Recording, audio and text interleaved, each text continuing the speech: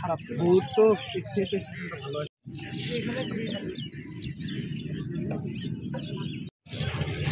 এখানকার মরিচের কোয়ালিটি আপনাকে যে কেউ তাকে মুগ্ধ করবে। যে দেখতে পাচ্ছেন যে এখানকার যে মরিচের কোয়ালিটি, হ্যাঁ আপনারা দেখার চেষ্টা করছি যে দেখতে পাচ্ছেন যে অসাধারণ কালার, গর্জিয়াস, একেবারে লাল টসটসা।